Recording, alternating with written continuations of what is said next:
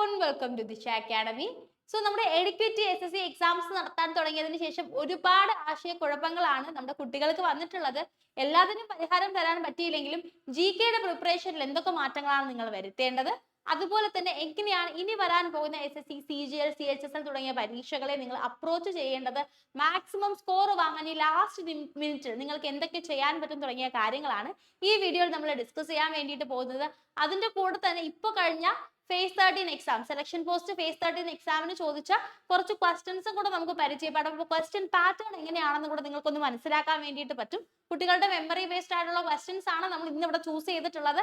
Answer key release ആയതിനു ശേഷം detailed ആയിട്ട് തന്നെ എല്ലാ ക്വസ്റ്റ്യൻ അനാലിസിസും നമ്മൾ നടത്തുന്നതായിരിക്കും. അപ്പോൾ ഒരു ബിഗിനർ ആയിക്കോട്ടെ, അതല്ലാന്നുണ്ടെങ്കിൽ കുറെ നാളായിട്ട് SSCക്ക് വേണ്ടി പ്രിപ്പയർ ചെയ്തുകൊണ്ടിരിക്കുന്നവരായിക്കോട്ടെ, നിങ്ങൾ എങ്ങനെയാണ് ഇപ്പോൾ വരുന്ന CGL എക്സാം അപ്രോച്ച് ചെയ്യേണ്ടതെന്നാണ് നമ്മൾ ഇന്നിവിടെ ഡിസ്കസ് ചെയ്യാൻ വേണ്ടിയിട്ട് പോകുന്നത്. അതിനകത്ത് ഏറ്റവും ആദ്യം തന്നെ നമ്മൾ മനസ്സിലാക്കേണ്ടത് TCS SSC എക്സാം നടത്തിക്കൊണ്ടിരുന്ന സമയത്ത് എന്തായിരുന്നു സംഭവിച്ചുകൊണ്ടിരുന്നതെന്നാണ്. നമുക്കറിയാം, മാത്സ് ആയാലും ഇംഗ്ലീഷ് ആയാലും അതുപോലെ തന്നെ റീസണിങ് ആയാലും GK ആയാലും ഒരുപാട് റിപ്പീറ്റഡ് ക്വസ്റ്റ്യൻസ് നമുക്ക് കാണാൻ വേണ്ടി പറ്റുമായിരുന്നു. റിപ്പീറ്റഡ് ക്വസ്റ്റ്യൻസ് അല്ലെങ്കിൽ ഒരു പെർട്ടിക്കുലർ ഏരിയയിൽ നിന്നും തന്നെ സ്ഥിരമായിട്ട് ക്വസ്റ്റ്യൻസ് വരുന്നത് നമുക്ക് കാണാൻ വേണ്ടി പറ്റുമായിരുന്നു. അപ്പൊ TCS പാറ്റേണിൽ വരുമ്പോൾ തന്നെ നമുക്ക് റോട്ട് ലേണിംഗ് കൊണ്ട്, അതായത് ജസ്റ്റ് കാണാപ്പാഠം പഠിച്ചുകൊണ്ട് നമ്മൾക്ക് ആൻസേഴ്സ് എഴുതാൻ പറ്റുന്ന ഒരു സിറ്റുവേഷൻ നിലവിലുണ്ടായിരുന്നു. പക്ഷെ ഇനി അങ്ങനെയല്ല നടക്കാൻ വേണ്ടി പോകുന്നത്. ഇപ്പോഴത്തെ ഫേസ് 13 ഗ്രാജുവേറ്റ് ലെവൽ എക്സാമിന്റെ ക്വസ്റ്റ്യൻസ്, ഫേസ് 13 ഗ്രാജുവേറ്റ് ലെവൽ എക്സാമിന്റെ ക്വസ്റ്റ്യൻസ് നമ്മൾ അനലൈസ് ചെയ്യുമ്പോൾ നമുക്ക് മനസ്സിലാക്കാൻ പറ്റുന്നത് കുറച്ചും കൂടെ ഡിഫറെന്റ് ആയിട്ടുള്ള ക്വസ്റ്റ്യൻസ്. നിങ്ങൾ ജസ്റ്റ് വൺ ലൈനേഴ്സ് കാണാതെ പഠിച്ചുകൊണ്ട് ഒരു സബ്ജക്റ്റിനെ പറ്റി കുറെ ഇപ്പോൾ പൊളിറ്റി ആണെങ്കിൽ കുറെ ആർട്ടിക്കിൾ അല്ലെങ്കിൽ കുറെ സ്ട്രാറ്റജിക്ക് കാണാതെ പഠിച്ചത് കൊണ്ട് നിങ്ങൾക്ക് നല്ല സ്കോർ വാങ്ങാൻ പറ്റുന്ന തരത്തിലല്ല ഇപ്പൊ എക്സാം ഉള്ളത്. നിങ്ങൾക്ക് സബ്ജക്റ്റിലുള്ള നോളജ് കുറച്ചും കൂടെ ഇമ്പോർട്ടന്റ് ആണ്. അപ്പൊ പണ്ട് നമ്മൾ നോക്കുകയാണെങ്കിൽ വൺ ലൈനേഴ്സ് ആയിരുന്നു കൂടുതൽ ചോദിച്ചുകൊണ്ടിരുന്നത്. പ്രീവിയസ് ഇയർ ക്വസ്റ്റ്യൻസിന്റെ റിപ്പീറ്റേഷൻസ് ഉണ്ടായിരുന്നു. സ്ട്രാറ്റജിക്കിൽ നിന്നൊക്കെ ഒരുപാട് ചോദ്യങ്ങൾ നമുക്ക് കാണാൻ പറ്റിയിരുന്നു. ഓക്കെ, പക്ഷെ ഇപ്പോൾ എഡ്യൂക്കേറ്റ് എക്സാംസ് നടത്തുന്ന സമയത്ത് കുറച്ച് കാര്യങ്ങൾ നമ്മൾ ശ്രദ്ധിക്കേണ്ടത്, വൺ ലൈനേഴ്സിൽ നിന്നുള്ള ക്വസ്റ്റ്യൻസ് കമ്പാരിറ്റീവ്ലി നല്ലോണം കുറഞ്ഞിട്ടുണ്ട്. തീരെ ഇല്ലെന്നല്ല, പക്ഷെ ഓരോ ഷിഫ്റ്റിലും ഒരു 3 to 4 ക്വസ്റ്റ്യൻസ് ആണ് നമുക്ക് ഇങ്ങനെ കാണാപ്പാഠം പഠിച്ച് ഓരോ സബ്ജക്റ്റും കാണാപ്പാഠം പഠിച്ച് അറ്റംപ്റ്റ് ചെയ്യാൻ വേണ്ടി പറ്റുന്ന ലെവലിലേക്ക് വന്നിട്ടുള്ളത്. അതുപോലെ തന്നെ PYQന്റെ ഇമ്പോർട്ടൻസും കുറഞ്ഞിട്ടുണ്ട്. PYQന്റെ ഇമ്പോർട്ടൻസ് എന്ന് പറയുമ്പോൾ പ്രീവിയസ് ഇയർ ക്വസ്റ്റ്യൻസിന് ഒന്നും തീരെ ഇമ്പോർട്ടൻസ് ഇല്ലെന്നല്ല, പക്ഷെ നമ്മൾ പറയുന്നത് ക്വസ്റ്റ്യൻ ഉത്തരം അങ്ങനെ ഒരു ലോഡ് കാര്യങ്ങൾ കാണാതെ പഠിച്ചുകൊണ്ട് പോയി പരീക്ഷ എഴുതി കഴിഞ്ഞാൽ പണ്ടത്തെ അത്ര സ്കോർ വാങ്ങിക്കാൻ പറ്റുന്ന ഒരു സിറ്റുവേഷൻ അല്ല ഇപ്പൊ നമുക്ക് നിലവിലുള്ളത്.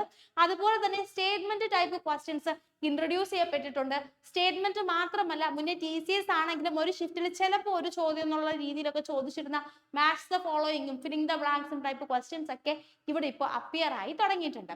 അപ്പൊ എങ്ങനെയാണ് നമ്മൾ ഈ എക്സാമിനെ അപ്രോച്ച് ചെയ്യേണ്ടതെന്നുള്ള കാര്യങ്ങളാണ് നമ്മൾ ഡീറ്റെയിൽ ആയിട്ട് മനസ്സിലാക്കാൻ വേണ്ടി പോകുന്നത്. അതിനു മുന്നേ ഒരു കാര്യം പറയാം. നിങ്ങൾ അടുത്ത CGL എക്സാം, അതായത് CGL 2026 വേണ്ടി പ്രിപ്പയർ ചെയ്യുന്നവരാണെങ്കിൽ, അല്ലെങ്കിൽ ജനറലി എല്ലാ SSC എക്സാമും CHSL ഉണ്ട്, CGL ഉണ്ട്, MTS ഉണ്ട് അല്ലെ, എല്ലാ SSC എക്സാംസിനും വേണ്ടിയിട്ട് നെക്സ്റ്റ് ഇയറിലേക്ക് പ്രിപ്പയർ ചെയ്യാൻ വേണ്ടി ആഗ്രഹിക്കുന്ന ഒരാളാണെങ്കിൽ മാറിയ പാറ്റേൺ അനുസരിച്ച് ഏറ്റവും നല്ല രീതിയിൽ നിങ്ങളെ പ്രിപ്പയർ ചെയ്യാൻ വേണ്ടി സഹായിക്കുന്ന SSC കംപ്ലീറ്റ് കോഴ്സ് എന്ന് പറയുന്ന ഒരു കോഴ്സ് ദിശ അക്കാഡമി ഇൻട്രൊഡ്യൂസ് ചെയ്തിട്ടുണ്ട്. അപ്പോൾ ഈ കോഴ്സിന്റെ ഡീറ്റെയിൽസ് അറിയാൻ വേണ്ടിയിട്ട് നിങ്ങൾക്ക് 8075753676 എന്നുള്ള നമ്പറിലേക്ക് കോണ്ടാക്ട് ചെയ്യാൻ വേണ്ടിയിട്ട് പറ്റും. ഈ കോഴ്സിന്റെ പ്രത്യേകതകൾ എന്താണെന്ന് ചോദിച്ചു കഴിഞ്ഞാൽ ഏറ്റവും ഇമ്പോർട്ടന്റ് ആയിട്ടുള്ള കാര്യം, നിങ്ങൾക്കൊരു പേഴ്സണൽ മെന്റർഷിപ്പ് കിട്ടുന്നു. ഒരു പേഴ്സണൽ മെന്റർ നിങ്ങളുടെ കൂടെ ഇരുന്ന് നിങ്ങൾക്ക് എല്ലാ സഹായങ്ങളും ചെയ്തു തരാൻ വേണ്ടിയിട്ട് ഈ കോഴ്സിലൂടെ അവൈലബിൾ ആകുന്നു എന്നുള്ളതാണ്. രണ്ടാമത്തെ കാര്യം, നിങ്ങൾക്ക് ക്ലാസ് നോട്ടുകൾ കിട്ടും. ലൈവ് ക്ലാസ്സുകളാണ്. ഈ ലൈവ് ക്ലാസ്സുകൾക്ക് ശേഷം നിങ്ങൾ പഠിപ്പിക്കുന്ന PDF നോട്ടുകൾ നിങ്ങൾക്ക് തരും. അതുപോലെ തന്നെ നിങ്ങൾക്ക് ടെക്സ്റ്റ് ബുക്കുകൾ, നിങ്ങൾക്ക് പ്രിന്റ് ചെയ്ത ടെക്സ്റ്റ് ബുക്കുകൾ നിങ്ങളുടെ അഡ്രസ്സിലേക്ക് നമ്മൾ സെൻഡ് ചെയ്ത് തരുന്നതായിരിക്കും. നിങ്ങൾക്കൊരു ലാസ്റ്റ് മിനിറ്റ് റിവിഷൻ ചെയ്യാൻ വേണ്ടിയിട്ട്, അല്ലെങ്കിൽ ക്ലാസ്സിന് ഒരു ഹെഡ് ആയിട്ട് ആ ടോപ്പിക് പഠിച്ചിട്ട് നിങ്ങൾക്ക് ക്ലാസ് അറ്റൻഡ് ചെയ്യണമെങ്കിലൊക്കെ അതിന് സഹായിക്കുന്ന രീതിയിൽ ടെക്സ്റ്റ് ബുക്കുകൾ നിങ്ങൾക്ക് നമ്മൾ സെൻഡ് ചെയ്ത് തരുന്നതായിരിക്കും. വളരെ യൂസ്ഫുൾ ആവാൻ സാധ്യതയുള്ള ഒരു കോഴ്സാണ്. അപ്പോൾ കോഴ്സിന് കൂടുതൽ ഡീറ്റെയിൽസ് അറിയാൻ വേണ്ടി നിങ്ങൾ ഈ നമ്പറിലേക്ക് കോൺടാക്ട് ചെയ്താൽ മതി. നമുക്ക് എന്തായാലും എക്സാമിന്റെ ബാക്കി ഡീറ്റെയിൽസ് നോക്കി പോവാം. അപ്പോൾ ടയർ 1 നമുക്ക് ഇപ്പോൾ എക്സ്പെക്ട് ചെയ്യാൻ പറ്റുന്ന ക്വസ്റ്റ്യൻസ് എന്ന് പറയുന്നത് ഒന്ന് സ്റ്റേറ്റ്മെന്റ് ടൈപ്പ് ക്വസ്റ്റ്യൻസ് ആണ് അല്ലേ. സ്റ്റേറ്റ്മെന്റ് ടൈപ്പ് ക്വസ്റ്റ്യൻസ് ഉണ്ട്. അതുപോലെ തന്നെ ക്രോണോളജി ടൈപ്പ് ക്വസ്റ്റ്യൻസ് വരാറുണ്ട്. അതുപോലെ തന്നെ വൺ ലൈനർ ക്വസ്റ്റ്യൻസ് ഒരു 3 to 4 ക്വസ്റ്റ്യൻസ് നമുക്ക് കാണാൻ വേണ്ടിയിട്ട് പറ്റും. അതുപോലെ തന്നെ മാച്ച് ദ ഫോളോയിങ് ക്വസ്റ്റ്യൻസ് നമുക്ക് ഇവിടുന്ന് എക്സ്പെക്ട് ചെയ്യാൻ വേണ്ടിയിട്ട് പറ്റും. അപ്പൊ ഇവിടുന്ന് എല്ലാം തന്നെ നമ്മൾ മനസ്സിലാക്കേണ്ടത് എന്താണ്? നമുക്ക് സബ്ജക്റ്റിൽ കുറച്ചുകൂടി ഡീപ്പ് ആയിട്ടുള്ള നോളജ് ഉണ്ടാക്കി എടുക്കുക എന്ന് പറയുന്നത് വളരെ ഇമ്പോർട്ടന്റ് ആണ്. ജസ്റ്റ് കുറെ മോക്കുകൾ ചെയ്ത് പ്രീവിയസ് ഇയർ ക്വസ്റ്റ്യൻ ആൻസർ അങ്ങനെ പഠിച്ചുകൊണ്ട് പോയി കഴിഞ്ഞാൽ ഇനി ചിലപ്പോൾ നിങ്ങൾക്ക് എക്സാം ക്രാക്ക് ചെയ്യാൻ വേണ്ടി പറ്റാത്ത ഒരു അവസ്ഥ വരും. നിങ്ങൾ ഓരോ കാര്യങ്ങളും കുറച്ചും കൂടെ നല്ല രീതിയിൽ എന്താണെന്ന് മനസ്സിലാക്കി പഠിച്ചാലായിരിക്കും ഇനിയുള്ള പരീക്ഷ നമുക്ക് നല്ല രീതിയിൽ അറ്റംപ്റ്റ് ചെയ്യാൻ വേണ്ടി പറ്റുക. അപ്പോൾ നമ്മൾ ഇവിടെ തന്നെ ഓർക്കേണ്ട വേറൊരു കാര്യമുണ്ട്. ഇപ്പൊ CGL എക്സാമിന് ഒരാഴ്ചയോളമേ സമയമുള്ളൂ അല്ലെ. എക്സാം ഒന്നും മാറ്റി വെച്ചില്ല എന്നുണ്ടെങ്കിൽ, മാറ്റി വെക്കും എന്നുള്ള ന്യൂസ് ഒന്നും തന്നെ നമുക്ക് കിട്ടിയിട്ടില്ല. അപ്പൊ നമുക്ക് എന്ത് ചെയ്യണം? ആ എക്സാം കൃത്യസമയത്ത് നടക്കുമെന്ന് വിചാരിച്ച് തന്നെ നമുക്ക് പഠിക്കണം. അപ്പൊ ഇനി ലാസ്റ്റ് മിനിറ്റിൽ നിങ്ങൾക്ക് GK മൊത്തം പഠിക്കാനുള്ള സമയമില്ല എന്നുള്ളത് നിങ്ങൾക്കും അറിയാം, നമ്മൾക്കും അറിയാം. അപ്പൊ നിങ്ങൾക്ക് എന്താണ് ചെയ്യാൻ പറ്റുന്നത് നമുക്ക് നോക്കാം. അപ്പൊ അതുകൊണ്ട് നമ്മൾ ആദ്യം അറിയേണ്ട കാര്യം എന്ന് വെച്ച് കഴിഞ്ഞാൽ സ്റ്റേറ്റ്മെന്റ് ക്വസ്റ്റ്യൻസ് നമുക്ക് സബ്ജക്റ്റിൽ കുറച്ചും കൂടെ ഡീറ്റെയിൽഡ് നോളജ് ഉണ്ടെങ്കിൽ ഈസി ആയിരിക്കും. അതല്ല എന്നുണ്ടെങ്കിൽ നമ്മൾക്ക് ചെയ്യാൻ പറ്റുന്നത് സ്റ്റേറ്റ്മെന്റ് ക്വസ്റ്റ്യൻസിൽ എലിമിനേഷൻ ടെക്നിക് ഉപയോഗിച്ച് ആൻസേഴ്സ് കണ്ടെത്തുക എന്നുള്ളതാണ് അല്ലെ. കറക്റ്റ് ഉത്തരം അറിയില്ലെങ്കിലും ഇതായിരിക്കില്ല ഉത്തരം എന്ന് നമുക്ക് കണ്ടുപിടിക്കാൻ വേണ്ടി പറ്റും. ചിലതിന്റെ കറക്റ്റ് ആൻസർ നമുക്ക് അറിയില്ലായിരിക്കാം, പക്ഷേ ഈ ഒരു ഓപ്ഷൻ ഇതിന്റെ ആൻസർ ആയിട്ട് വരില്ല എന്ന് നമുക്ക് പെട്ടെന്ന് കണ്ടുപിടിക്കാൻ വേണ്ടി പറ്റും. നമ്മുടെ UPSC എക്സാംസ് എഴുതുന്നവര് ഒക്കെ അങ്ങനത്തെ ഒരു മെത്തേഡാണ് നോർമലി തന്നെ സ്വീകരിക്കുന്നത്. ഇവൻ കേരള PSC എഴുതുന്നവർ പോലും ഈ എലിമിനേഷൻ ടെക്നിക്കുകൾ ഉപയോഗിക്കാറുണ്ട് അല്ലെ. ഇപ്പൊ കേരള PSCയിലും സ്റ്റേറ്റ്മെന്റ് ടൈപ്പ് ക്വസ്റ്റ്യൻസ് അടുത്ത വർഷങ്ങളായിട്ട് ഇൻട്രൊഡ്യൂസ് ചെയ്തിട്ടുണ്ട്. UPSCയിലും ഇത്തരം ക്വസ്റ്റ്യൻസ് കാണുന്നുണ്ട്. അപ്പൊ ഒരുപാട് കുട്ടികൾ വളരെ ഇഫക്റ്റീവ് ആയിട്ട് ഈ മെത്തേഡ് ഉപയോഗിച്ച് പരീക്ഷ എഴുതുന്നുണ്ട്. അപ്പൊ നിങ്ങൾ എലിമിനേഷൻ ടെക്നിക്കുകൾ പ്രാക്ടീസ് ചെയ്യുക എന്നുള്ളതാണ് ഇനിയുള്ള സമയത്ത് നിങ്ങൾക്ക് ചെയ്യാൻ പറ്റുന്ന കാര്യം. ഇനി ഇതുവരെയും പഠിച്ചിട്ടില്ലാത്തവരാണെന്നുണ്ടെങ്കിൽ ഇനി അടുത്ത വർഷത്തെ പരീക്ഷയ്ക്കല്ലേ നിങ്ങൾക്ക് പഠിക്കാൻ വേണ്ടി പറ്റൂ. അപ്പൊ നിങ്ങൾ എന്ത് ചെയ്യുക? ഈ പരീക്ഷയ്ക്ക് നിങ്ങൾ ഒരു ഗുഡ് അറ്റംപ്റ്റ് കൊടുക്കുക. നിങ്ങൾ ഒബിയസ്ലി ഈ വീഡിയോ കാണുന്നുണ്ടെങ്കിൽ നിങ്ങൾ SSC എക്സാംസ് പഠിക്കാൻ വേണ്ടിയിട്ട് ആഗ്രഹിക്കുന്ന ഒരാളായിരിക്കും. അപ്പൊ ഇനി ഒരാഴ്ചയുള്ളൂ, ഇതിന് എനിക്കൊന്നും ചെയ്യാനില്ല എന്ന് വിചാരിക്കാതെ നിങ്ങൾ എന്ത് ചെയ്യണം? നിങ്ങൾ ഓരോ സബ്ജക്റ്റിന്റെയും ഇമ്പോർട്ടന്റ് ആയിട്ടുള്ള ഏരിയാസ് ജസ്റ്റ് ഒന്ന് റിവിഷൻ ചെയ്തിട്ട് പോവുക. എക്സാം ക്ലിയർ ചെയ്യാൻ പറ്റുമെന്ന് ഞാൻ പറയുന്നില്ല, പക്ഷെ നിങ്ങൾക്ക് ഒരു ഗുഡ് അറ്റംപ്റ്റ് കൊടുക്കാൻ വേണ്ടിയിട്ട് പറ്റും. അപ്പൊ എന്തായാലും നിങ്ങൾ ഓർക്കുക, ഇനിയുള്ള പരീക്ഷയ്ക്ക് CGL exam degree level exam ആണ്. അപ്പൊ സെലക്ഷൻ പോസ്റ്റ് എക്സാമിന്റെ ഫേസ് 13 എക്സാമിന്റെ ഡിഗ്രി ലെവലിൽ ചോദിച്ച ക്വസ്റ്റ്യൻസിന്റെ ഒരു ഡിഫിക്കൽട്ടി അല്ലെങ്കിൽ ഒരു പാറ്റേൺ നമുക്ക് എക്സ്പെക്ട് ചെയ്യാൻ വേണ്ടി പറ്റും. സപ്പോസ് പഴയ പോലെ TCS പാറ്റേണിലാണ് ക്വസ്റ്റ്യൻസ് വരുന്നതെങ്കിൽ ഫൈൻ, നമുക്ക് കുഴപ്പമില്ല. പക്ഷെ അങ്ങനെ അല്ല വരുന്നതെങ്കിൽ നിങ്ങളെപ്പോലെ തന്നെ എല്ലാവർക്കും ഈ പരീക്ഷ ഈക്വൽ ആയിട്ടുള്ള ബുദ്ധിമുട്ട് ഉണ്ടാക്കുന്നുണ്ടെന്ന് മനസ്സിലാക്കുക. നിങ്ങൾ റിയാലിറ്റി അക്സെപ്റ്റ് ചെയ്യുക. അതുപോലെ തന്നെ വലിയ ടെൻഷൻ അടിക്കാതെ പരീക്ഷയെ അപ്രോച്ച് ചെയ്യുക. മാത്രമല്ല എലിമിനേഷൻ ടെക്നിക് ഉപയോഗിച്ച് മാക്സിമം കറക്റ്റ് ആൻസറിലേക്ക് നിങ്ങൾ എത്തിപ്പെടാൻ വേണ്ടിയിട്ട് ട്രൈ ചെയ്യുക എന്നുള്ളതാണ് നിങ്ങൾക്ക് ചെയ്യാൻ പറ്റുന്ന ഒന്നാമത്തെ കാര്യം എന്ന് പറയുന്നത്. ഓക്കെ, അതുപോലെ തന്നെ നിങ്ങൾ ഓരോ സബ്ജക്റ്റിനും ഇനി ഫോക്കസ് ചെയ്യേണ്ട ഏരിയാസ്, ഈ ഫോക്കസ് ഏരിയാസ് നമ്മൾ എടുത്തിട്ടുള്ളത് മാക്സിമം കുട്ടികളുടെ ക്വസ്റ്റ്യൻസ്, അവരുടെ ഷിഫ്റ്റിൽ വന്ന ക്വസ്റ്റ്യൻസ് ഡിസ്കസ് ചെയ്തതിന് ശേഷം ഏറ്റവും കൂടുതൽ ക്വസ്റ്റ്യൻസ് വന്ന ഏരിയാസ് ആണ് നമ്മൾ ഇവിടെ ഡിസ്കസ് ചെയ്യാൻ വേണ്ടിയിട്ട് പോകുന്നത്. ലാസ്റ്റ് മിനിറ്റിൽ നിങ്ങൾ റിവിഷൻ ചെയ്യുമ്പോൾ ഈ ഏരിയാസ് ഫോക്കസ് ചെയ്ത് റിവിഷൻ ചെയ്ത് കഴിഞ്ഞാൽ നിങ്ങൾക്ക് കുറച്ചും കൂടെ യൂസ്ഫുൾ ആയിരിക്കും. ഇപ്പൊ സ്റ്റാറ്റിക് GK നോക്കുകയാണെങ്കിൽ ആർട്ട് ആൻഡ് കൾച്ചറിൽ നിന്ന് നമുക്ക് ഒരുപാട് ക്വസ്റ്റ്യൻസ് കാണാൻ വേണ്ടിയിട്ട് പറ്റിയിട്ടുണ്ട്. അപ്പൊ സ്കൂൾസ് ഓഫ് ആർട്ട് അതുപോലെ തന്നെ ടെമ്പിൾ ആർക്കിടെക്ചറിൽ നിന്നൊക്കെ നമുക്ക് ക്വസ്റ്റ്യൻസ് കാണാൻ വേണ്ടി പറ്റിയിട്ടുണ്ട്. ഹിസ്റ്ററിയിലേക്ക് വരുന്ന സമയത്ത് ഹിസ്റ്ററിയിൽ ഏൻഷ്യൻ ഹിസ്റ്ററി, മിഡീവിയൽ ഹിസ്റ്ററി, അതുപോലെ തന്നെ മോഡേൺ ഹിസ്റ്ററി, 3 സ്ഥലത്തു നിന്നും പല ഷിഫ്റ്റുകളിൽ ക്വസ്റ്റ്യൻസ് ചോദിച്ചു കണ്ടിട്ടുണ്ട്. അപ്പോൾ ഈ 3 ഏരിയയും ഇമ്പോർട്ടന്റ് ആണെന്ന് തന്നെ നമുക്ക് പറയാൻ വേണ്ടി പറ്റും. എക്കണോമിക്സിൽ നിന്നും 3 to 4 ക്വസ്റ്റ്യൻസ് വരെ ചോദിച്ച ഷിഫ്റ്റുകൾ ഉണ്ടായിട്ടുണ്ട് ഇപ്പൊ കഴിഞ്ഞ ഫേസ് 13 എക്സാമിന്. അപ്പൊ എഗെയിൻ എക്കണോമിക്സും വളരെ ഇമ്പോർട്ടന്റ് ആയിട്ടുള്ള ഒരു ഏരിയ ആയിട്ട് നമ്മൾ കൺസിഡർ ചെയ്യണം. ബുക്ക് ആൻഡ് ഓതേഴ്സിൽ നിന്നും ഒരുപാട് ക്വസ്റ്റ്യൻസ് വന്നിട്ടുണ്ട്. അപ്പൊ നിങ്ങൾ എന്ത് ചെയ്യണം? പറഞ്ഞതുപോലെ തന്നെ അടുത്ത കാലത്ത് എഴുതപ്പെട്ട ബുക്കുകൾ, അതുപോലെ തന്നെ അടുത്ത കാലത്ത് ആരെങ്കിലും മരിച്ചു പോയിട്ടുണ്ടെങ്കിൽ അവരെഴുതിയ ബുക്കുകൾ, അടുത്ത കാലത്ത് ആർക്കെങ്കിലും അവാർഡ് കിട്ടിയിട്ടുണ്ടെങ്കിൽ അവരെഴുതിയ ബുക്കുകൾ, അല്ലെങ്കിൽ അങ്ങനത്തെ കാര്യങ്ങൾ. ഇപ്പൊ അവാർഡ് കിട്ടിയ ബുക്ക് മാത്രമല്ല ആ ആൾ എഴുതിയ മറ്റു ബുക്കുകൾ, ഇങ്ങനത്തെ കാര്യങ്ങളെല്ലാം കൂടെ ഒന്നും കൂടി നല്ലോണം റിവിഷൻ ചെയ്തിട്ട് പോവാൻ നിങ്ങൾക്ക് അത് ഹെൽപ്ഫുൾ ആയിരിക്കും. ഓക്കെ, അതുപോലെ തന്നെ ആർട്ടിക്കിൾസിൽ നിന്ന് പല ടൈപ്പിലുള്ള ആർട്ടിക്കിൾസും പൊളിറ്റിയിൽ നിന്നും ചോദിച്ചു കണ്ടിട്ടുണ്ട്. ഇനി അടുത്തുള്ളത് സയൻസിൽ നിന്ന് വരുന്ന ക്വസ്റ്റ്യൻസ് ആണ്. സയൻസിൽ നിന്ന് വരുന്നത് നമുക്ക് ബയോളജിയിൽ നിന്ന്, ഹ്യൂമൻ ഫിസിയോളജി, ഡിസീസുകളിൽ നിന്നൊക്കെ ഒരുപാട് ക്വസ്റ്റ്യൻസ് കാണാൻ വേണ്ടിയിട്ട് പറ്റും. അതുപോലെ തന്നെ എൻവയോൺമെന്റിൽ നിന്ന്, EVS നിന്ന്, സ്പീഷീസിനെ പറ്റിയിട്ടുള്ള ക്വസ്റ്റ്യൻസ്, പൊല്യൂഷൻ റിലേറ്റഡ് ആയിട്ടുള്ള ക്വസ്റ്റ്യൻസ് ഒക്കെ വന്നു. കെമിസ്ട്രിയിൽ നിന്നും വളരെ ബേസിക് ആയിട്ടുള്ള ക്വസ്റ്റ്യൻസ് ആണ് ചോദിച്ചു കണ്ടത്. ഓക്കെ, ഇനി കറണ്ട് അഫയേഴ്സിലേക്ക് വരുമ്പോൾ ഏറ്റവും കൂടുതൽ ക്വസ്റ്റ്യൻസ് വന്നിട്ടുള്ളത് ഗവൺമെന്റ് സ്കീംസിൽ നിന്നാണ്. ഏറ്റവും കൂടുതൽ ക്വസ്റ്റ്യൻസ് ഗവൺമെന്റ് സ്കീംസിൽ നിന്ന് വന്നിട്ടുണ്ട്. അതുപോലെ തന്നെ 2011 സെൻസസിൽ നിന്നും ഒരുപാട് ചോദ്യങ്ങൾ വന്നിട്ടുണ്ട്. അപ്പൊ സ്കീംസും ഇതുവരെയും ഒന്നും പഠിക്കാത്ത ആൾക്കാര് സ്കീംസ്, സെൻസസ് ഈ രണ്ട് ഏരിയാസ് ഏറ്റവും ഇമ്പോർട്ടൻസ് കൊടുത്ത് പഠിക്കുക. പിന്നെ recent appointments, awards, important summits, sports, ഇവിടെ നിന്നെല്ലാം ചോദ്യങ്ങൾ വന്നിട്ടുണ്ട്. കറണ്ട് അഫയേഴ്സ് ഇതുവരെ പഠിക്കാത്തവരാണെന്നുണ്ടെങ്കിൽ നിങ്ങൾക്ക് ചെയ്യാൻ പറ്റുന്നത് ലാസ്റ്റ് ഒരു 6 മന്തിന്റെ കറണ്ട് അഫയേഴ്സ് നിങ്ങൾക്ക് എന്തെങ്കിലും കമ്പൈലേഷൻസ് അവൈലബിൾ ആണെങ്കിൽ നിങ്ങൾക്ക് അത് വായിക്കാം. അല്ലെങ്കിൽ നമ്മളുടെ ചാനലിൽ തന്നെ ഇമ്പോർട്ടൻ്റ് ആയിട്ടുള്ള കുറേ കറണ്ട് അഫയേഴ്സ് ചെയ്തിട്ടിട്ടുണ്ട്. ആ കറണ്ട് അഫയേഴ്സ് നിങ്ങൾക്ക് നോക്കാം. അതല്ലാതെ ഇതുവരെയും ഒന്നും പഠിക്കാത്ത ഒരാൾ ഇനി കറണ്ട് അഫയേഴ്സ് പഠിച്ച് ഒരുപാട് സമയം കളയാതിരുന്നാൽ ബെറ്റർ ആയിരിക്കും എന്ന് എനിക്ക് തോന്നുന്നുണ്ട്. എന്തായാലും സ്കീംസ്, സെൻസസ്, സ്പോർട്സിൽ നിന്നൊക്കെ ഒരുപാട് ചോദ്യങ്ങൾ പല ഷിഫ്റ്റുകൾക്കും ചോദിച്ചു കണ്ടിട്ടുണ്ട്. ലാസ്റ്റ് 6 മന്ത്സ് റീസെന്റ് ആയിട്ടുള്ള ക്വസ്റ്റ്യൻസ് ആണ് ചോദിച്ചതെന്നാണ് കൂടുതൽ കുട്ടികളും അഭിപ്രായപ്പെട്ടത്. ചില ഷിഫ്റ്റുകളിൽ 2022 ക്വസ്റ്റ്യൻസ് ഒക്കെ ചോദിച്ചു എന്ന് പറഞ്ഞു കേട്ടായിരുന്നു. എന്നാലും മെജോറിറ്റിയും ഒരു 4 to 6 മന്ത്സിനുള്ളിലുള്ള കാര്യങ്ങളാണ് ചോദിച്ചതെന്നാണ് കുട്ടികളിൽ നിന്ന് നമുക്ക് ഇൻഫർമേഷൻ കിട്ടിയിട്ടുള്ളത്. ഇപ്പൊ നമ്മൾ ഓർക്കേണ്ട ഒരു കാര്യം എന്ന് വെച്ച് കഴിഞ്ഞാൽ നമുക്ക് ഇതുവരെയും ഒഫീഷ്യൽ ആൻസർ കീ ഒന്നും റിലീസ് ആയിട്ടില്ല.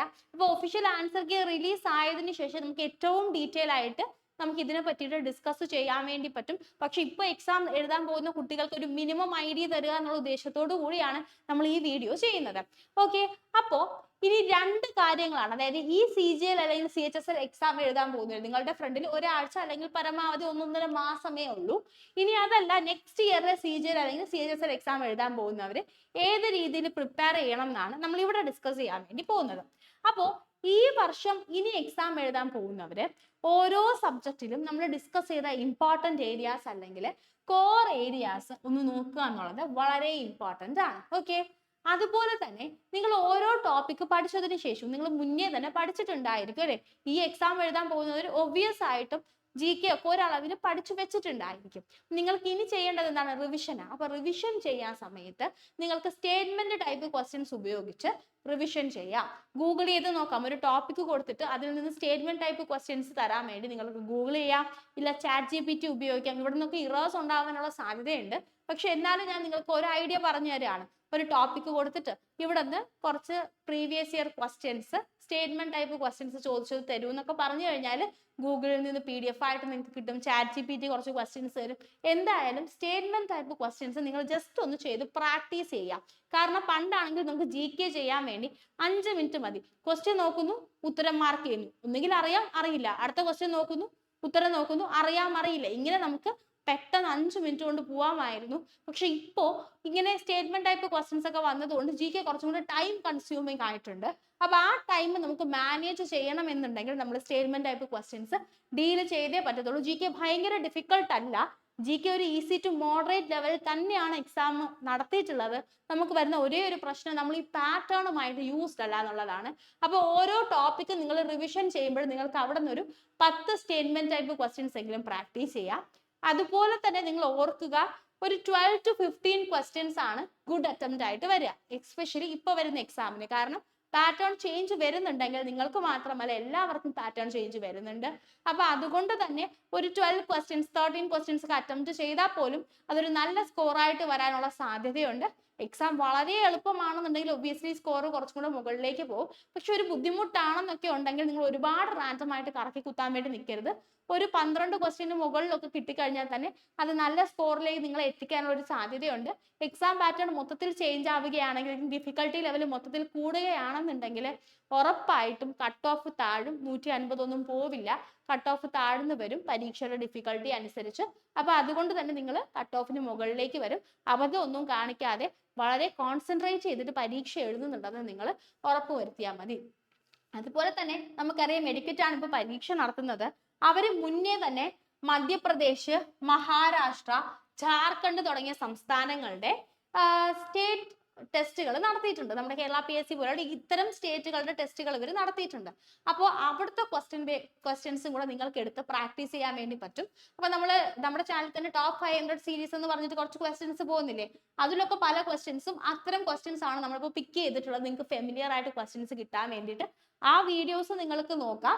അതല്ലാന്നുണ്ടെങ്കിലും നിങ്ങൾ ജസ്റ്റ് മനസ്സിലാക്കുക, നിങ്ങൾ ഗൂഗിൾ ചെയ്ത് നോക്കിക്കഴിഞ്ഞാൽ നിങ്ങൾക്ക് ഈ ക്വസ്റ്റ്യൻസ് ഒക്കെ അവൈലബിൾ ആയിരിക്കും. അപ്പൊ ഈ സ്റ്റേറ്റുകളുടെ പ്രീവിയസ് ഇയർ ക്വസ്റ്റ്യൻസ് വേണമെങ്കിൽ ഇപ്പോൾ ഒരു ദിവസം ഒരു 3 മോക്ക് ചെയ്യുന്ന ആളാണെങ്കിൽ 2 മോക്ക് TCS പാറ്റേണിൽ എടുത്തിട്ട് 1 മോക്ക് ഇത്തരം ക്വസ്റ്റ്യൻ പേപ്പേഴ്സും കൂടെ ചെയ്ത് നോക്കിക്കഴിഞ്ഞാൽ നിങ്ങൾക്ക് എക്സാമിന്റെ ഒരു ഈസിനെസ് കുറച്ചും കൂടെ കൂടി കിട്ടുന്നതായിരിക്കും കേട്ടോ.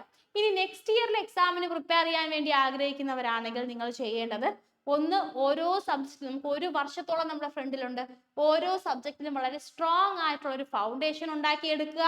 അതുപോലെ തന്നെ നമുക്ക് അടുത്ത വർഷം ആകുമ്പോഴേക്കും എന്തായാലും 1 മാസത്തിനകത്ത് CGL, CHSL ഇപ്പൊ കഴിഞ്ഞ സെലക്ഷൻ പോസ്റ്റ് ഇതിന്റെ എല്ലാം തന്നെ ആൻസർ കീസ് നമുക്ക് കിട്ടും. കഴിഞ്ഞ എക്സാംസിന്റെ ആൻസർ കീസ് നമുക്ക് അവൈലബിൾ ആവും, ക്വസ്റ്റ്യൻസ് നമുക്ക് അവൈലബിൾ ആവും. അറ്റ്ലീസ്റ്റ് സെലക്ഷൻ പോസ്റ്റിന്റെങ്കിലും 1 മാസത്തിനകത്ത് നമുക്ക് അവൈലബിൾ ആവും. 2-3 മന്ത്സിനിടയ്ക്ക് എല്ലാ എക്സാംസും നടക്കും, എല്ലാ ക്വസ്റ്റ്യൻ പേപ്പേഴ്സും ആൻസർ കീസും ഒക്കെ നമുക്ക് അവൈലബിൾ ആവും. അങ്ങനെ അവൈലബിൾ ആവുന്ന സമയത്ത് നമുക്ക് അതനുസരിച്ച് നമ്മുടെ സ്ട്രാറ്റജി മാറ്റാം. ഓക്കെ, നിങ്ങൾ ഇപ്പോൾ ഫൗണ്ടേഷൻ ബിൽഡ് ചെയ്യുന്നതിൽ ഫോക്കസ് ചെയ്യുക. ക്വസ്റ്റ്യൻ പേപ്പേഴ്സ് അവൈലബിൾ ആയതിനു ശേഷം ആ പാറ്റേൺ അനുസരിച്ച് നമുക്ക് നമ്മുടെ സ്ട്രാറ്റജി മാറ്റി നെക്സ്റ്റ് ഇയറിലേക്ക് പ്രിപ്പയർ ചെയ്യാൻ വേണ്ടിയിട്ട് തുടങ്ങാം. അങ്ങനെയുള്ളവർക്കാണ് ഞാൻ നേരത്തെ പറഞ്ഞ കോഴ്സ് യൂസ്ഫുൾ ആയിരിക്കും എന്ന് പറഞ്ഞത് കേട്ടോ. അല്ലാതെ ഇപ്പൊ എക്സാം എഴുതാൻ നിൽക്കുന്ന ആർക്കും ആ കോഴ്സ് കൊണ്ട് വലിയ ഉപയോഗം ഉണ്ടാവില്ല. കാരണം ഇനി ഒരാഴ്ച സമയമല്ലേ നമ്മുടെ ഫ്രണ്ടിലുള്ളൂ. ഇനി ഞാൻ കുറച്ച് ക്വസ്റ്റ്യൻസ് സെലക്ഷൻ പോസ്റ്റിന് ചോദിച്ചു എന്ന് പറയപ്പെടുന്ന കുറച്ച് ക്വസ്റ്റ്യൻസ് നമ്മുടെ സ്റ്റുഡൻസ് നമുക്ക് തന്നിട്ടുള്ള ക്വസ്റ്റ്യൻസ് നമുക്ക് ഡിസ്കസ് ചെയ്യാം. അപ്പൊ ഏത് ടൈപ്പിലാണ് സ്റ്റേറ്റ്മെന്റ് ക്വസ്റ്റ്യൻസ് വരുന്നതെന്ന് നിങ്ങൾക്ക് ഒന്ന് മനസ്സിലാവുമല്ലോ. അപ്പൊ ഫസ്റ്റ് ക്വസ്റ്റ്യൻ ഇതാണ്. Statement: The Great Bath of Mohenjo-daro was built with baked bricks and used for ritual bathing. Okay, അപ്പൊ മോഹൻജദാരോയിലെ ഗ്രേറ്റ് ബാത്ത് ഉണ്ടാക്കിയിട്ടുള്ളത് ചുടുകല്ലുകൾ കൊണ്ടാണ്. അതുപോലെ തന്നെ അത് ആചാരപരമായിട്ട് ഈ അമ്പലവുമായിട്ട് ബന്ധപ്പെട്ടിട്ടോ അല്ലെങ്കിൽ അന്ന് അവരുടെ എന്തെങ്കിലും റിച്വലുമായിട്ട് ബന്ധപ്പെട്ടിട്ടോ ഉള്ള റിച്വൽ ബാത്തിങ്ങിന് വേണ്ടി ഉപയോഗിച്ചിരുന്നു എന്നുള്ളതാണ് ഫസ്റ്റ് സ്റ്റേറ്റ്മെന്റ്. അപ്പോൾ ഇതിന് 4 ഓപ്ഷൻസ് ആണ് തന്നിട്ടുള്ളത്. Material used was clay. ഈ ബ്രിക്ക് ഉണ്ടാക്കാൻ വേണ്ടി ഉപയോഗിച്ച മെറ്റീരിയൽ ക്ലേ ആയിരുന്നു. രണ്ടാമത്തേത് മെറ്റീരിയൽ യൂസ്ഡ് വാസ് സ്റ്റോൺ. ഈ ബ്രിക്ക് കല്ലുകൾ കൊണ്ടുള്ളതായിരുന്നു. അടുത്തത് material used was baked bricks. ഈ മെറ്റീരിയൽ കൊണ്ട് ഉപയോഗിച്ചത് എന്തുമായിരുന്നു? ബേക്ക്ഡ് ബ്രിക്സ് ആയിരുന്നു. നാലാമത്തേത് material used was unbaked mud. നമ്മൾ ചുടുകല്ലല്ലാത്ത സാധാരണ മണ്ണ് കൊണ്ട് ഉണ്ടാക്കിയ ഇതായിരുന്നു ഉപയോഗിച്ചിരുന്നത്, കല്ലുകളായിരുന്നു ഉണ്ടാക്കിയിരുന്നത് എന്നുള്ളതാണ് 4 ഓപ്ഷൻസ് വന്നിട്ടുള്ളത്. അപ്പൊ ഇതിനകത്ത് ഈ ബേക്ക്ഡ് ബ്രിക്ക് എന്ന് പറയുന്ന സ്റ്റേറ്റ്മെന്റ് കറക്റ്റ് ആണോ അല്ലയോ എന്നുള്ളതാണ് നമ്മുടെ ക്വസ്റ്റ്യൻ. ബേക്ക്ഡ് ബ്രിക്ക് തന്നെയാണോ ഉപയോഗിച്ചത്, മറ്റേതെങ്കിലും രീതിയിലുള്ള കല്ലാണോ ഗ്രേറ്റ് ബാത്ത് ഉണ്ടാക്കാൻ ഉപയോഗിച്ചത് എന്നുള്ളതാണ് നമ്മുടെ ബേസിക് ക്വസ്റ്റ്യൻ ആയിട്ട് വരുന്നത്. ഇതിന്റെ ആൻസർ എന്താണ്? നമുക്കറിയാം അല്ലെ, ഗ്രേറ്റ് ബാത്ത് ഉണ്ടാക്കിയിരിക്കുന്നത് എന്തുകൊണ്ടാണ്? ബേക്ക്ഡ് ബ്രിക്സ് അല്ലെങ്കിൽ ചുടുകട്ട കൊണ്ടാണ്. ഓക്കെ, ഇൻഡസ് വാലി സിവിലൈസേഷനിൽ നിന്നും ഒരുപാട് ക്വസ്റ്റ്യൻസ് പല ഷിഫ്റ്റുകളിലും റിപ്പീറ്റ് ചെയ്തിട്ട് ഈ എക്സാമിന് ചോദിച്ചിട്ടുണ്ട്. എന്നാലും നിങ്ങൾ ഡീറ്റെയിൽ ആയിട്ട് പഠിക്കേണ്ട ഒരു ഏരിയയാണ്. നമുക്ക് ജസ്റ്റ് ഇൻഡസ് വാലി സിവിലൈസേഷന്റെ ഇമ്പോർട്ടന്റ് ആയിട്ടുള്ള പോയിന്റ്സ് ഒന്ന് നോക്കാം. ഒന്നാമത്തെ കാര്യം, വെൽ പ്ലാൻഡ് സിറ്റീസ് ആണ്. വളരെ പ്ലാൻ ചെയ്ത് അവരുണ്ടാക്കിയ സിറ്റികളാണ്. ഗ്രിഡ് ലേ ഔട്ട്, അതായത് ഇങ്ങനെ കറക്റ്റ് ആയിട്ട് നിരനിരയായിട്ട് വീടുകള്, അതിന്റെ ഇടയ്ക്ക് റോഡുകള്, ഡ്രെയിനേജ് സിസ്റ്റം, അങ്ങനെ എല്ലാമായിട്ടുള്ള ഗ്രിഡ് ലേ ഔട്ടിലാണ് അവർ സിറ്റി പ്ലാൻ ചെയ്തിട്ടുണ്ടായിരുന്നത്. ഡ്രെയിനേജ് സിസ്റ്റംസ് ഇവർക്ക് അവൈലബിൾ ആയിരുന്നു. അതുപോലെ തന്നെ വളരെ അഡ്വാൻസ്ഡ് ആയിട്ടുള്ള ഒരു നഗരത്തിനെ അവർക്ക് ഡിസൈൻ ചെയ്യാൻ വേണ്ടിയിട്ട് പറ്റിയിട്ടുണ്ട്. രണ്ടാമത്തെ കാര്യം, മേജർ സിറ്റീസ്. ഈ ഇൻഡസ് വാലി സിവിലൈസേഷനുമായിട്ട് റിലേറ്റ് ചെയ്തിട്ടുള്ള മേജർ സിറ്റീസ് ഏതൊക്കെയാണ്? ഹരപ്പ, മോഹൻജദാരോ, ധോലാവീര, ലോഥൽ, കാളിബംഗൻ തുടങ്ങിയ സിറ്റീസ് ആണ് ഏറ്റവും ഇമ്പോർട്ടന്റ് സിറ്റീസ് ആയിട്ട് വന്നിട്ടുള്ളത്. അതുപോലെ തന്നെ എക്സാമിന് ചോദിക്കാൻ സാധ്യതയുണ്ട്. ഇപ്പോ ബിയേർഡ് മാൻ, അങ്ങനെ പല സ്ട്രക്ചേഴ്സ് നമുക്ക് ഇവിടെ നിന്ന് കിട്ടിയിട്ടുണ്ടല്ലോ. അതൊക്കെ ഏത് മെറ്റീരിയൽ കൊണ്ടാണ് ഉണ്ടാക്കിയത്, അല്ലെങ്കിൽ അതൊക്കെ ഏത് സിറ്റിയിൽ നിന്നാണ് കിട്ടിയത്, ഇങ്ങനത്തെ ക്വസ്റ്റ്യൻസ് എല്ലാം തന്നെ ഇവിടെ നിന്ന് ചോദിക്കാനുള്ള സാധ്യതകളുണ്ട്. അതുപോലെ തന്നെ ഗ്രേറ്റ് ബാത്ത്, ഗ്രേറ്റ് ഗ്രാനറീസ് അല്ലെ, ഈ ഗ്രേറ്റ് ബാത്തും അതുപോലെ തന്നെ ഗ്രേറ്റ് ഗ്രാനറിയും ഒക്കെ ഈ സിവിലൈസേഷന്റെ ഏറ്റവും വലിയൊരു ഹൈലൈറ്റ് ആയിട്ട് നമ്മൾ കണ്ടെത്തിയിട്ടുള്ള ഒരു കാര്യമാണ്. പിന്നെ ഇവരുടെ സ്ക്രിപ്റ്റ് എന്ന് പറയുന്നത് പിക്ടോഗ്രാഫിക് സിമ്പിൾസ് ഉപയോഗിച്ച്, അതായത് മൃഗങ്ങളുടെയും മനുഷ്യന്മാരുടെയും ഒക്കെ സിമ്പിൾസ് ഉപയോഗിച്ചുള്ളൊരു സ്ക്രിപ്റ്റ് ആയിരുന്നു. ആ സ്ക്രിപ്റ്റ് നമുക്ക് ഇപ്പോഴും പൂർണ്ണമായിട്ട് ഡീകോഡ് ചെയ്യാൻ വേണ്ടിയിട്ട് പറ്റിയിട്ടില്ല. പക്ഷെ ഇവർക്ക് ഒരു പിക്ടോഗ്രാഫിക് സ്ക്രിപ്റ്റ് അവൈലബിൾ ആയിരുന്നു എന്നുള്ളത് നമ്മൾക്ക് വ്യക്തമായിട്ട് അറിയാൻ പറ്റുന്ന കാര്യമാണ്. അതുപോലെ തന്നെ ഈ സിവിലൈസേഷന്റെ ഡിക്ലൈൻ, ഇത്രയും അഡ്വാൻസ്ഡ് ആയിട്ടുള്ള ഒരു സിവിലൈസേഷൻ അല്ലെ, ഇപ്പൊ പോലും നമുക്കൊരു നല്ല പ്ലാൻ ചെയ്ത് ഒരു സിറ്റി എസ്റ്റാബ്ലിഷ് ചെയ്യാനൊന്നും പറ്റാത്തൊരു കാലമാണ്. നല്ലൊരു ഡ്രെയിനേജ് സിസ്റ്റം ഉണ്ടാക്കാൻ പറ്റാത്ത കാലമാണ്. അപ്പോൾ 5000 വർഷം മുന്നേ ഒക്കെ ഇത്രയും നല്ലൊരു സിറ്റി ഉണ്ടാക്കാൻ വേണ്ടിയിട്ട് പറ്റിയ അത്രയും അഡ്വാൻസ്ഡ് ആയിട്ട് ജീവിച്ചിരുന്ന ആൾക്കാർക്ക് പെട്ടെന്ന് എന്ത് സംഭവിച്ചു എന്നുള്ളത് നമുക്ക് ഇനിയും മനസ്സിലാക്കാൻ വേണ്ടി പറ്റിയിട്ടില്ല. അപ്പൊ നമ്മൾ പല കാരണങ്ങൾ പറയുന്നുണ്ട്.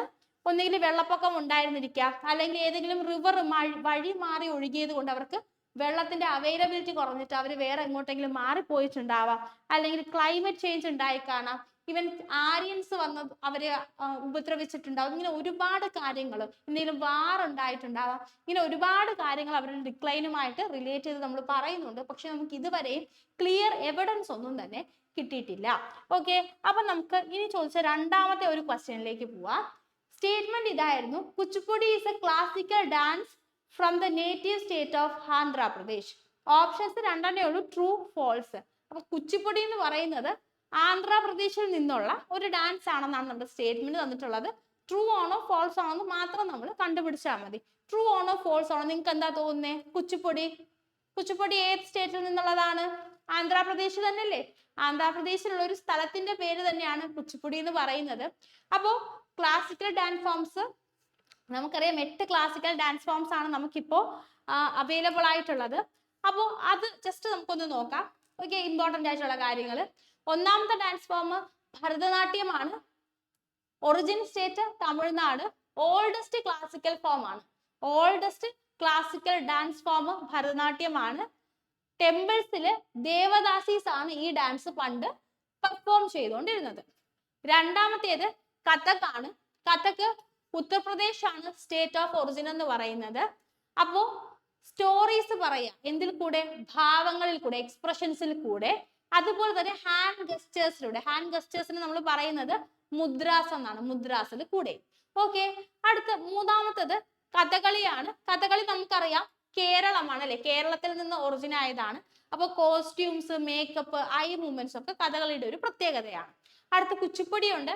കുച്ചിപ്പുടി ആന്ധ്രാപ്രദേശിൽ നിന്നുമാണ്. അപ്പൊ ഇവിടെയും ഡാൻസും ഡ്രാമയും ഒക്കെ കമ്പൈൻ ചെയ്ത് വരുന്ന ഒരു ഫോമാണ്. സംടൈംസ് ഈ ഡാൻസിന് ഇൻവോൾവ് ആയിട്ടുള്ള ഡാൻസേഴ്സിന് ഡയലോഗ്സ് പറയുകയോ പാട്ട് പാടുന്നൊക്കെ സിറ്റുവേഷൻസും ഉണ്ടാവാറുണ്ട്. അടുത്ത് ഒഡീസിയാണ്. ഒഡീഷയാണ് ഒറിജിൻ വരുന്നത്. അപ്പൊ ഈ ഒഡീസി ഇൻസ്പയർ ചെയ്ത് വരുന്നത് പല അമ്പലങ്ങളിൽ നിന്നുള്ള സ്കൾപ്ചേഴ്സ് വെച്ചിട്ടാണ്. ഓക്കെ, അപ്പോ ത്രിഭംഗ എന്ന് പറയുന്ന 3 ബെൻസ് അല്ലെങ്കിൽ 3 പോസ്റ്റേഴ്സ് ഈ ഒഡീസിയുടെ ഒരു പ്രത്യേകതയാണ്. അടുത്ത മണിപ്പൂർ ആണ് സ്റ്റേറ്റ് ഓഫ് ഒറിജിൻ എന്ന് പറയുന്നത്. എഗെയിൻ രാധാകൃഷ്ണ ഡിവോഷനുമായിട്ട് റിലേറ്റ് ചെയ്തിട്ടുള്ള ഗ്രേസ്ഫുൾ മൂവ്മെന്റ്സ് ഒക്കെ ഇൻവോൾവ് ചെയ്തിട്ടുള്ള ഒരു ഡാൻസ് ആണ് മണിപ്പൂരി എന്ന് പറയുന്നത്. അടുത്തത് മോഹിനിയാട്ടമാണ്. എഗെയിൻ മോഹിനിയാട്ടം എവിടെ നിന്നാണ്? കേരളത്തിൽ നിന്നാണ് അല്ലെ? മോഹിനിയാട്ടം കേരളത്തിൽ നിന്നാണ്. അപ്പോൾ ഈ മോഹിനിയാട്ടം പെർഫോം ചെയ്തതും ആരാണ്? ഫീമെയിൽസ് ആണ്. യൂഷ്വലി മോഹിനിയാട്ടം പെർഫോം ചെയ്യുന്നതും ഫീമെയിൽസ് ആണ്. അടുത്തത് സട്രിയ എവിടെ നിന്നാണ് വരുന്നത്? ആസാമിൽ നിന്നുമാണ് അല്ലെ? ആസാമിൽ നിന്നും വരുന്ന ഒരു ഡാൻസ് ഫോം ആണ് സട്രിയ എന്ന് പറയുന്നത്. ഓക്കെ, അപ്പൊ ഇതും വൈഷ്ണവീസ് ആയിട്ടുള്ള ആൾക്കാരുടെ ഇടയിൽ നിന്ന് ഒറിജിനേറ്റ് ചെയ്ത് വന്ന ഒരു ഡാൻസ് ആണ് സട്രിയ എന്ന് പറയുന്നത്. നമ്മൾ കുച്ചിപ്പുടിയെ പറ്റി പറഞ്ഞു. ബാക്കിയുള്ള കുറച്ച് ഏറ്റവും ഫേമസ് ആയിട്ടുള്ള ഡാൻസ് ഫോമുകൾ ഏതൊക്കെയാണെന്ന് നമ്മൾ ജസ്റ്റ് ഒന്ന് ചെക്ക് ചെയ്യുകയാണ് ചെയ്തത്. ഇതൊക്കെ തന്നെ നിങ്ങൾ ഡീറ്റെയിൽ ആയിട്ട് പഠിക്കാൻ പറ്റിക്കഴിഞ്ഞാൽ നിങ്ങൾക്ക് വളരെ യൂസ്ഫുൾ ആയിരിക്കും. അറ്റ്ലീസ്റ്റ് ഡാൻസ് ഫോമും സ്റ്റേറ്റ് ഓഫ് ഒറിജിനും എങ്കിലും നിങ്ങൾ പഠിക്കുക. ഈവൻ TCS പാറ്റേണിൽ പോലും ഇത്തരം ഈ മുദ്രാസ് ഉപയോഗിക്കുന്നത് ഏത് ഡാൻസിലാണ്, അങ്ങനെയൊക്കെ എന്തെങ്കിലുമൊക്കെ ഡിഫൈൻ ചെയ്ത് ചോദിക്കാറുണ്ടായിരുന്നു കേട്ടോ. അപ്പൊ അതും കൂടെ നമ്മളൊന്ന് മനസ്സിൽ വെച്ചേക്കുക.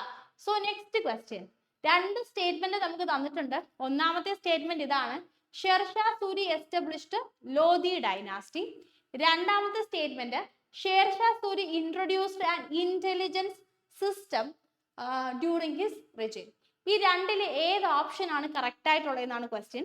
അപ്പൊ നമുക്ക് 4 ഓപ്ഷൻസ് ആണ് തന്നിട്ടുള്ളത്. Both statements are true. 2 സ്റ്റേറ്റ്മെന്റും ട്രൂ ആണ്. രണ്ടാമത്തെ option only statement 1 is true. Statement 1 മാത്രമാണ് കറക്റ്റ്. സി എന്ന് പറയുന്നത് only statement 2 is true. Statement 2 മാത്രമാണ് കറക്റ്റ്. നാലാമത്തേത് രണ്ട് സ്റ്റേറ്റ്മെന്റും ഫോൾസ് ആണ്. Both statements are false. നിങ്ങളുടെ അഭിപ്രായം എന്താണ്? പറഞ്ഞേ, നിങ്ങളുടെ അഭിപ്രായം എന്താണ്? ഇതിനകത്ത് ഏതൊക്കെ സ്റ്റേറ്റ്മെന്റ് ആണ് കറക്റ്റ്? രണ്ട് സ്റ്റേറ്റ്മെന്റും കറക്റ്റ് ആണോ? രണ്ട് സ്റ്റേറ്റ്മെന്റും റോങ് ആണോ? അതോ ഒരു സ്റ്റേറ്റ്മെന്റ് കറക്റ്റും മറ്റേ സ്റ്റേറ്റ്മെന്റ് റോങ്ങും ആണോ? പറഞ്ഞേ, പറഞ്ഞേ, പെട്ടെന്ന് പറഞ്ഞേ. നിങ്ങൾ താഴെ പെട്ടെന്ന് കമന്റ് ചെയ്തേ.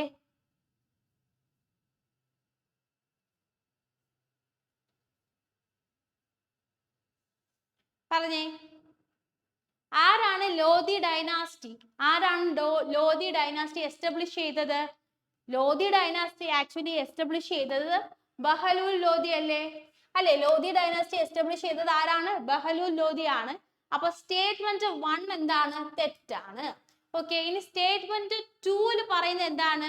ഷെർഷാ സൂരിയാണ്. ഷെർഷാ സൂരിയാണ് ഒരു ഇന്റലിജൻസ് സിസ്റ്റം, ഒരു നെറ്റ്വർക്ക് എംപയറിന് ചുറ്റും കൊണ്ടുവന്നതെന്നാണ്. അത് കറക്റ്റ് ആയിട്ടുള്ള ഒരു സ്റ്റേറ്റ്മെന്റ് ആണ്. അപ്പൊ only statement 2 is right. Statement 2 മാത്രമാണ് ട്രൂ ആയിട്ടുള്ളത്. അപ്പൊ നമുക്ക് ലോധി ഡൈനാസ്റ്റിയുടെ കുറച്ച് ഇമ്പോർട്ടന്റ് ആയിട്ടുള്ള കാര്യങ്ങൾ നോക്കാം. ഫസ്റ്റ് അഫ്ഗാൻ ഡൈനാസ്റ്റി, ഇന്ത്യയിൽ ഉണ്ടായിരുന്ന ഫസ്റ്റ് അഫ്ഗാൻ ഡൈനാസ്റ്റി ഏതാണെന്ന് ചോദിച്ചു കഴിഞ്ഞാൽ അത് ലോധിയാണ്. ലോധി ഡൈനാസ്റ്റി ആണ്. റൂൾ ചെയ്തിരുന്നത് 1451 മുതൽ 1526 വരെയാണ്. അപ്പൊ ഡൽഹി സുൽത്താനേറ്റിന്റെ ഏറ്റവും ലാസ്റ്റ് ഫേസ് എന്ന് പറയുന്നത് ആരാണ്? ഈ ലോധി ഡൈനാസ്റ്റി ആണ്. ഫൗണ്ടർ ആരാണെന്ന് ചോദിച്ചു കഴിഞ്ഞാൽ ബഹലു ലോധിയാണ്. ബഹലു ലോധിയാണ് സേത് ഡൈനാസ്റ്റിയെ തോൽപ്പിച്ചുകൊണ്ട് ബഹലു ലോധിയാണ് ലോധി ഡൈനാസ്റ്റി ഇംപ്ലിമെന്റ് ചെയ്യുന്നത് അല്ലെങ്കിൽ എസ്റ്റാബ്ലിഷ് ചെയ്യുന്നത്. ഓക്കെ, ഇനി ലോധി ഡൈനാസ്റ്റിയിലെ ഏറ്റവും ഇമ്പോർട്ടന്റ് ആയിട്ടുള്ള റൂളർ ആരാണെന്ന് ചോദിച്ചു കഴിഞ്ഞാൽ, ഏറ്റവും ഫേമസ് ആയിട്ടുള്ള റൂളർ ആരാണെന്ന് ചോദിച്ചു കഴിഞ്ഞാൽ അത് സിക്കന്ദർ ലോധിയാണ്. അപ്പൊ സിക്കന്ദർ ലോധി ആരാന്ന് ചോദിച്ചു കഴിഞ്ഞാൽ ബഹലൂൽ ലോധിയുടെ മകനാണ്. സിക്കന്ദർ ലോധിയാണ് ആഗ്രയിലേക്ക് ക്യാപിറ്റൽ ഷിഫ്റ്റ് ചെയ്തത്. അതുപോലെ തന്നെ അദ്ദേഹം അഗ്രികൾച്ചറും ട്രേഡും ഒക്കെ പ്രൊമോട്ട് ചെയ്യാൻ വേണ്ടിയിട്ട് ഒരുപാട് വർക്ക് ചെയ്തിട്ടുണ്ട്. ഓക്കെ, അപ്പൊ ഇങ്ങനത്തെ കാര്യങ്ങളൊക്കെ ഇമ്പോർട്ടന്റ് ആയിട്ട് ലോധി ഡൈനാസ്റ്റിയെ പറ്റിയിട്ട് നമ്മൾ അറിഞ്ഞിരിക്കേണ്ട കാര്യങ്ങളാണ്. മിഡീവിയൽ ഇന്ത്യൻ ഹിസ്റ്ററിയിൽ നിന്നൊക്കെ ഒരുപാട് ചോദ്യങ്ങൾ ചോദിക്കുന്നുണ്ട് കേട്ടോ എക്സാമിന്. അതും കൂടെ നിങ്ങൾ ജസ്റ്റ് ഒന്ന് മനസ്സിൽ വെക്കുക. സോ നമുക്ക് നെക്സ്റ്റ് ക്വസ്റ്റ്യനിലേക്ക് പോവാം. PM Swanidhi Yojana offers micro loans exclusive to artisan cooperatives. Option true ആണോ ഫോൾസ് ആണോ എന്നുള്ളത് മാത്രം നമ്മൾ പറഞ്ഞാൽ മതി. ഓക്കെ, അപ്പൊ പറഞ്ഞേ, ഈ PM സ്വാനിധി യോജന ആർക്ക് വേണ്ടിയിട്ടുള്ള ലോൺ സ്കീമാണ്? പറഞ്ഞേ, അറിയാമോ?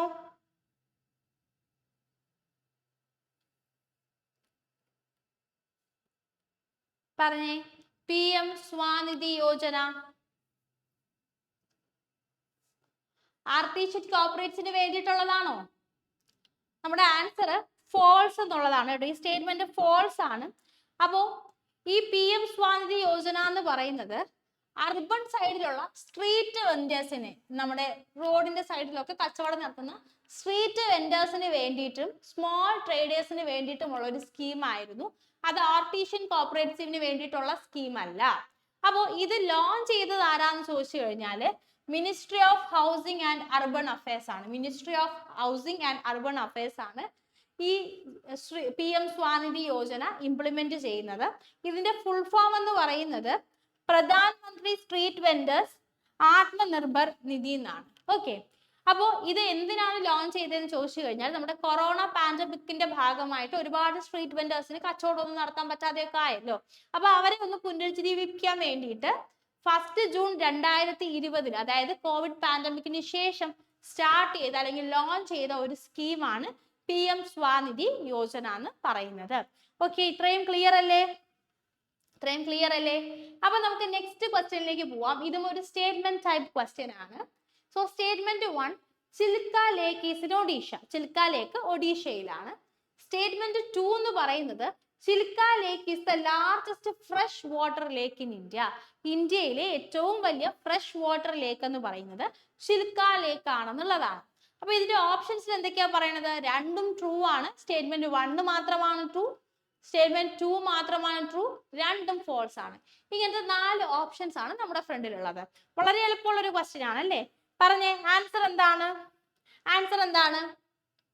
പെട്ടെന്ന് പറഞ്ഞേ, ആൻസർ എന്താണ്? ചിൽക്ക ലേക്ക് എവിടെയാണ്? ഒഡീഷയിലാണല്ലേ? ചിൽക്ക ലേക്ക് ഒഡീഷയിലാണ്. അപ്പൊ സ്റ്റേറ്റ്മെന്റ് 1 എന്ന് പറയുന്നത് ട്രൂ ആണ്. പക്ഷേ ചിൽക്ക ലേക്ക് എന്ന് പറയുന്നത് ഫ്രഷ് വാട്ടർ ലേക്ക് ആണോ? അല്ല, ചിൽക്ക ലേക്ക് എന്ന് പറയുന്നത് ബ്രാക്കിഷ് വാട്ടർ ഒഴുകുന്ന ഒരു ലേക്ക് ആണ് അല്ലെ? ബ്രാക്കിഷ് വാട്ടർ ഉള്ള ഒരു ലേക്ക് ആണ്. അപ്പൊ അതൊരു ഫ്രഷ് വാട്ടർ ലേക്ക് അല്ല.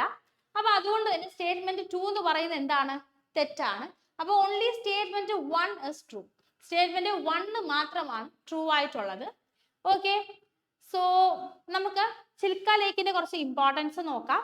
അപ്പം നമ്മൾ അറിഞ്ഞു ലൊക്കേഷൻ എന്ന് പറയുന്നത് എവിടെ തന്നെയാണ്? ഒഡീഷയിൽ തന്നെയാണ്.